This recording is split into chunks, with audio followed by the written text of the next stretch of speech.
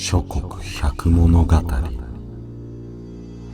第41話伊賀の国にて天狗座頭に化けたること。伊賀の国三重の山に里遠きお堂があった。このお堂には化け物がいて、夕暮れ時にもなると近づく人はいなかった。ある時若い侍が4、5人集まって、誰かこの中に例のお堂に行って一晩明かす者はおらんか。もし行く者がいたら俺たちの腰のものをやるが、と言った。その中に年の頃32、3になる若者がすくっといてて、それがしが参ろうと申し出た。それならばということで、互いに腰のものをかけることになった。そうしてその若者は家に伝わる大小の刀と九寸五分の短刀を懐に刺して例のお堂へ行き、何者が来てもただ一打ちにしてやると言って銭箱に腰をかけ、辺りを睨んで待ち受けた。そうして夜も更けた頃、よろよろとした足元に杖の音が聞こえてきて、ほどなくしてお堂に上がり、障子を開けて中に入ろうとした。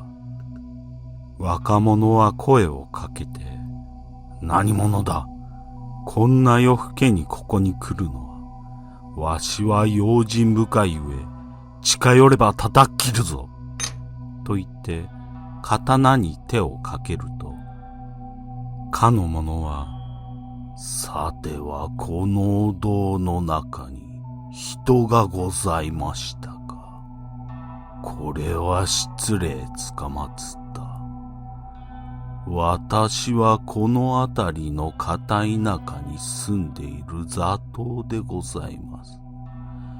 実は宿願がございまして、夜な夜なこのお堂へこもっておるのでございます。さて、あなた様はいかなるお人でございましょう、と言った。侍は、わしは神付あたりのものであるが、事情があって今夜このお堂で一晩明かすのだ。いかに座頭に姿を変え、わしをたぶらかそうとしても、たやすくたぶらかされるものではない。近寄って怪我をするなよ。と言って、ますます心を許すことはなかった。座頭は、ご用心もっともでございます。それでは私は縁側に出て、平家物語でも語ることにいたしましょう。夜が明けて、まことの人か、変化のものか、ご覧ください。と言うと、琵琶箱より琵琶を取り出し、良い調子で平家物語を語った。祇園精舎の鐘の声。その面白さは例えようもなく、若者も面白いと思い、いつしか心も打ち解けて、わしも寂しい時に良い語りを聞かせてもらった。さあ、ここへ入れ、と言って、障子を開けて中に入れ、いろいろと語り合って、互いに心を通わせた。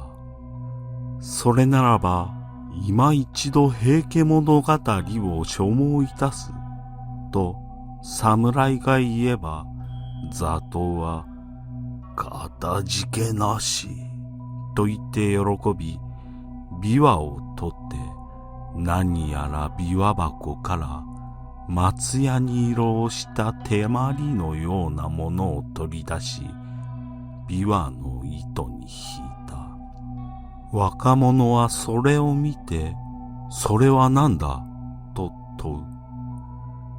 これは糸の溶けたとき、引き申すものです。と座頭は答える。ちょっと見せてくれ。と言うと、たやすいこと。と言って差し出す。若者がこれを手に取って見てみれば、手に取りついて離れなくなった。片手で払い落とそうとすれば、両手に取りつき、しまいには両の手の指が一つに閉じ合って離れなくなった。さてはあの化け物に欺かれた。はがみをして悔しがっても仕方がない。侍はあまりのことに、この玉を離してくれ、というが、座頭はカラカラと笑い、さてはさては、我を打ち倒そうとして、武勇を言われるお侍様のお勝ちさえ、そこでゆるゆると、夜を明かしたまえ。と言って、大将の刀に、懐の小脇差しまでもひったくり、行方も知れず消え失せた。無念極まりない。この上は舌を食いちぎり、死のうと思っていると、四五人の声がして、お堂に上がってきた。すると玉はふっと消え失せ、手足も一度に離れた。さて、音の主を見てみれば、賭けをした侍どもである。化け物はどうであった。あまりに心もとないので見に参った。という。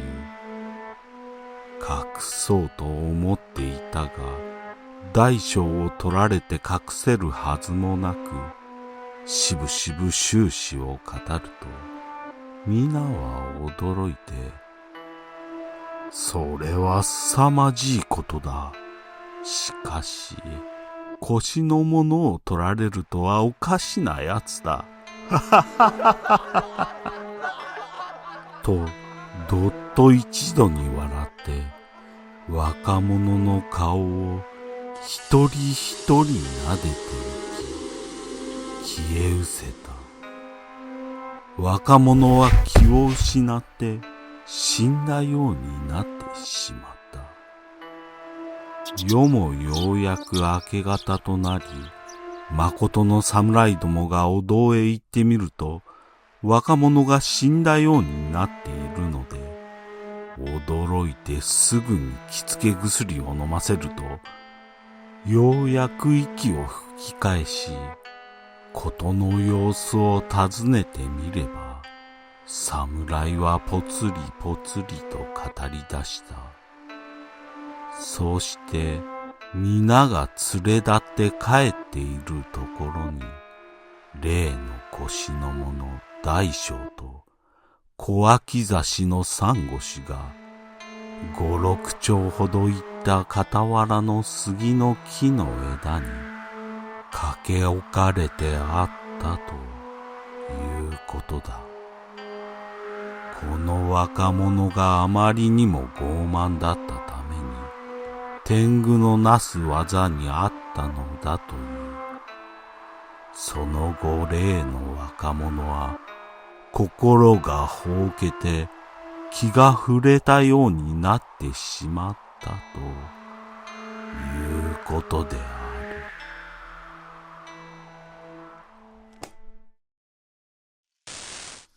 の伊賀の国の怪異は、そろり物語では信濃の国末木の観音堂での怪異とされ、男の手にくっついた松屋に色をした手まりのようなものは温石といい、石を温めて布などで包み、懐に入れて体を温める道具のことで、平安時代末期から江戸時代にかけて使われた現代の回路の原型とも言われている。